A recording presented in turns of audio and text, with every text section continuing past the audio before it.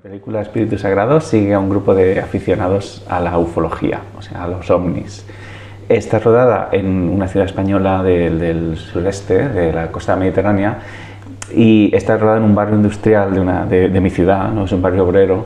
Entonces hay como una mezcla de conceptos entre la ciencia ficción como más cósmica y el costumbrismo más español, ¿no? Y es una especie como de ciencia ficción doméstica, ¿no? Tú estás viendo calles de un barrio obrero, gente que va en un coche normal, gente que viste normal, y ahí es como que se ha inyectado así, como con una jeringuilla, una película de ciencia ficción, ¿no? en las venas, ¿no? Digamos, de ese barrio. Entonces, ¿qué pasa cuando quieres hacer ciencia ficción en ese lugar, ¿no? En el lugar donde suele suceder la ciencia ficción es el futuro, una nave, ¿no? ¿Qué pasa si sucede ahí? Pues eso, sí que a un grupo de aficionados a la ufología, y hay también hay un misterio ahí, que ha desaparecido una niña, y la peli habla un poco de la confluencia entre esas dos historias. ¿Y por qué este barrio? Porque es el mío, es el barrio de Carrús, donde yo he vivido un mogollón de años, la ciudad de Elche, donde yo he nacido y sigo viviendo, y me interesaba mucho. Por un lado, siempre me ha interesado mucho la ciencia ficción, desde pequeño, los libros de ciencia ficción, las películas quizá un poco menos, ¿no? sobre todo ha sido la ciencia ficción literaria la que me ha interesado mucho. Y por otro lado, también quería hacer una película en el lugar donde yo vivía, donde yo viera en la pantalla las cosas que yo veía habitualmente, el tipo de arquitectura, el tipo de persona, el tipo de acento también. Entonces simplemente decidí no renunciar a ninguna de esas dos cosas y hacer una película de ciencia ficción y además rodar en ese barrio. Sí, lo que pasa es que yo tengo ya una carrera de un montón de años de muchos cortometrajes, entonces a lo largo de esa carrera pues he podido conocer a varios productores que han ido siguiendo esa filmografía que yo iba haciendo, y los productores aparecieron como de una forma como muy natural, como ya pues estás preparando algún largo, pues enséñanoslo, no sé qué. Entonces yo suelo tardar mucho tiempo en escribir, porque la película es una especie como de medio thriller, digamos, en el sentido de la estructura tradicional de un thriller, que es que la información, digamos, se va diseminando a lo largo de la película, aparecen nuevos personajes que hacen pequeños giros, entonces eso implica muchísimo trabajo de estructura, ¿no? Entonces, hasta que ese trabajo estuvo terminado, pues tuve, pues eso, muchísimo trabajo mío solitario, ¿no? Antes de que empezara el trabajo de la película. Y lo que tiene de especial la película es que esa especie de estructura de thriller está interpretada por actores no profesionales, ¿no? Entonces hay está claro que es una peli de ficción súper escrita y súper pensada, pero tiene por en medio como una especie de atmósfera de documental que le da el hecho de que está rodada donde está rodada, que es un lugar donde no se suelen rodar películas, que no se ha visto demasiado, y que está interpretada por personas no profesionales. Entonces, bueno, los productores esa propuesta la aceptaron, porque también es en lo que yo estoy trabajando en mis cortometrajes anteriores, es esa línea. Entonces, gracias a esos cortos era muy fácil visualizar qué tipo de película iba a ser Espíritu Sagrado, porque ya te digo que hay una línea como muy clara, ¿no? Entonces, bueno, tuve la suerte de encontrar unos productores fantásticos que entendieron perfectamente el proyecto y que han estado ahí a tope con él. ¿Y el paso de los cortos al largo fue una necesidad por la historia o una curiosidad por intentar otro desafío? Yo empecé hace unos años una cosa que no siempre lo consigo, que es intentar de dejar de usar la palabra cortometraje y decir solamente película, ¿no? Entonces yo Espíritu Sagrado la llamo mi séptima película, ¿no? Pero mis cortos le llaman, pues esta es mi quinta película, ¿no? Entonces a veces había confusiones que a mí me divertían mucho, ¿no? Como tu quinta película, pero es un corto, y yo, sí, mi quinta película. Entonces intenté eso, dejar de hacer esa diferenciación y que fuera simplemente el devenir de lo que yo estaba escribiendo lo que decidiera, ¿no? Bueno, pues esto parece ser que dura un rato, entonces necesita ya unos cauces de producción distintos a los del cortometraje, una cuestión logística, ¿no? Pero me gusta mucho que la diferencia sea simplemente logística, ¿no? En lugar de rodar 3 días, se ruedan 30, pero el equipo es muy parecido, desde luego el estilo es muy parecido, ¿no? Entonces, me apetecía también tener ya esta historia como ya de una medida así y tal, pero eso no significa que no vuelva a hacer cortos, por ejemplo, que no, al final es eso, películas y ya está. Y entonces, ¿el equipo con quien trabajaste para este largo, más denso me imagino? O... No, en realidad no. En realidad muy parecido a el equipo de los últimos cortos. Tampoco fue... al final la película no era especialmente complicada a nivel de producción, ¿no? Yo suelo trabajar con las mismas personas además. Es Leonor Díaz en la dirección de arte, que está conmigo desde el primer corto, y ya la dirección de arte ya... y el vestuario, que también lo hace Leonor, ya es como una seña de identidad muy clara de mis películas.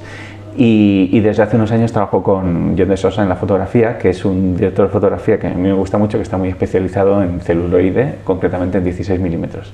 Entonces, esta película se rodó así, se rodó en 16 milímetros y tiene como una especie como de pureza de la luz que me parece muy bonita y que aporta muchísimo a la película, ¿no?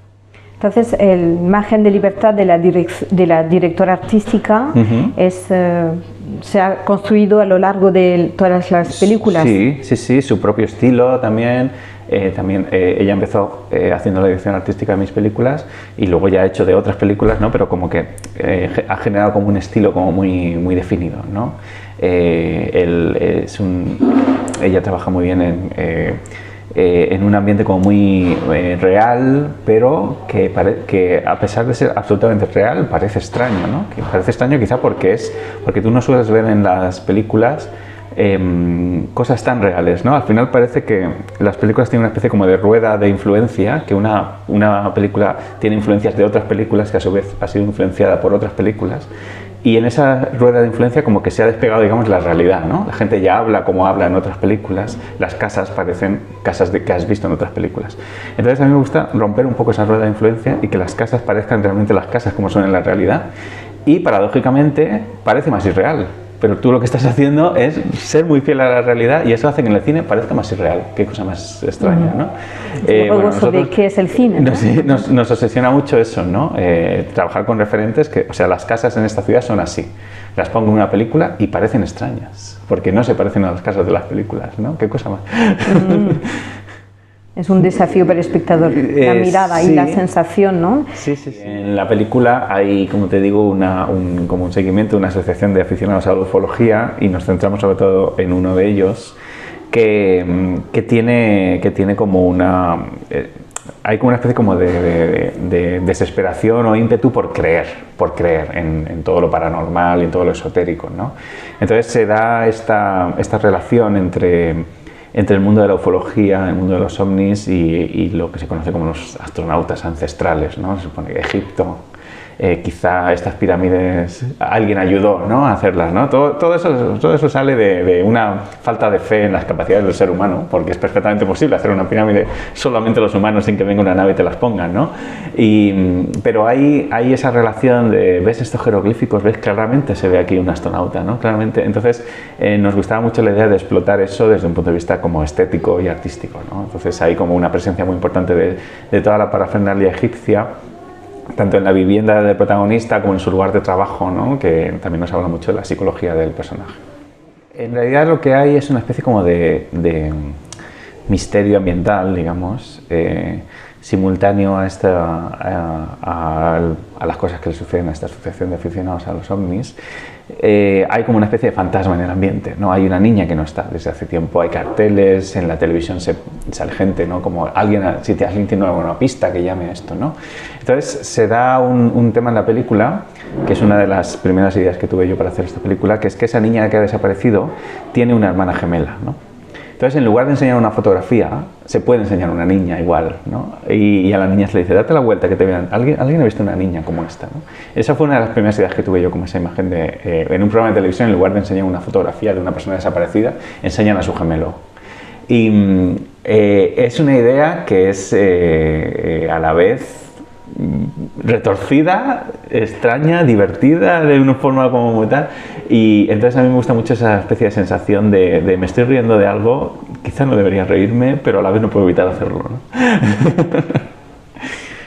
¿Cuáles son las opiniones del público de momento? ¿Se ha sentido? Bueno, ha tenido un recorrido que a mí me ha hecho muy feliz. Se estrenó en el Festival de Locarno, en la competición internacional, donde además ganó una mención del jurado, y Después se estrenó en cines en España a finales de noviembre y todavía hay cines en España a día de hoy que la siguen poniendo. Y ha tenido como una especie como de base de personas que la han descubierto y que he notado que las personas que descubren la película tienen muchas ganas de hablar de ella, de recomendarla, ¿no? Porque al final es una peli que es como bastante desconocida, es una primera obra, ¿no? Es una película que no tiene actores conocidos, ni tampoco desconocidos, no tiene actores.